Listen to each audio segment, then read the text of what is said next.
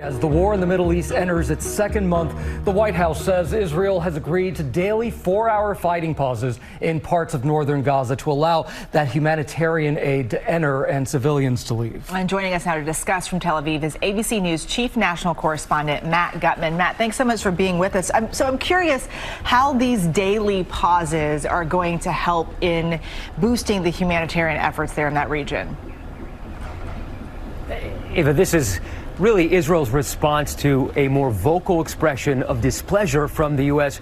over civilian casualties in Gaza. So they're doing two things. First, they're trying to offer the space and the humanitarian corridors for Palestinian civilians to flee southwards, but they're also creating those 4-hour pauses, so giving them the sense of safety so that they feel they can actually leave their homes and get to southern Gaza more safely.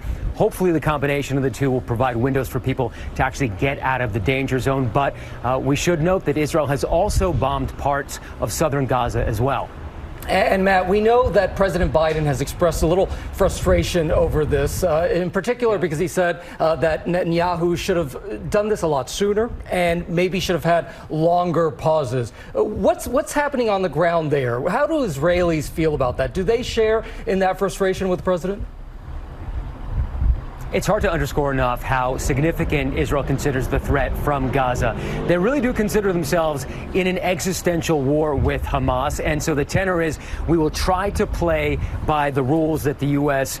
lays down. And it is very important for Israel to have the support of the United States. But at the end of the day, they feel like they must and they have to get rid of Hamas, dismantle it in a way that provides security not just for the communities around Gaza, but for areas like Tel Aviv as well. And we've been hearing Israel's Prime Minister Benjamin Netanyahu say time and again that he does not trust pretty much anybody other than Israeli security forces remaining in Gaza, even after these stages of the operations are over. So this could last for many, many months, Gio.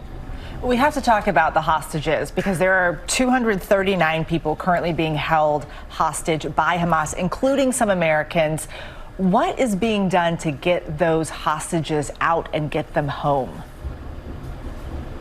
There are so many channels, Eva, that are operating. Israeli intelligence is cooperating with CIA Director Burns, who met with the Qatari Prime Minister in Doha. There are back-channel organizations by rank-and-file Israelis. We know there are lots of negotiations. We don't know about the outcome at this point. A couple of weeks ago, they were talking about a big deal for women and children, some sort of negotiation for about 50 of them. Now it seems they're talking about 10 to 15 hostages. These are ongoing. Hamas has been demanding a ceasefire in exchange for the hostages. Israel says we're not stopping fire until we get the hostages. So obviously everybody is at an impasse right now, and it's unclear who is going to budge and who is going to blink first.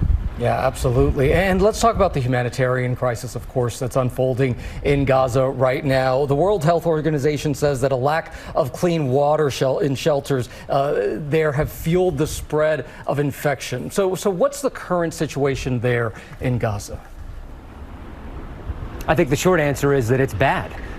There is grave concern for all of these people. So Gaza is small to begin with, but now you have basically 1 million or more Palestinians from the northern part of Gaza crunching into the southern part of Gaza where other people live already. And pretty much the entire infrastructure of the Gaza Strip has been destroyed. And we're not just talking about the ability to drink clean water, but sewage, electricity, pumps to clear sewage out. So the concern for diseases and infectious ones like cholera is significant, and people are living cheek to jowl in tent encampments. They're stuffed inside small apartments.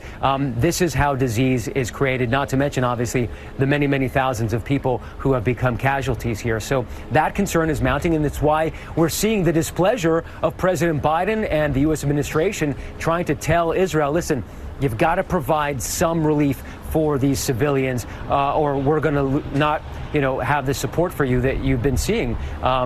This is a significant concern, and it's only going to get worse as this conflict drags on, Gio. Yeah, significant concern indeed. All right, ABC News chief national correspondent Matt Gutman, you were one of the first reporters there after this happened a month ago, and now you're back, so please stay safe, okay? Thank you. Thank you.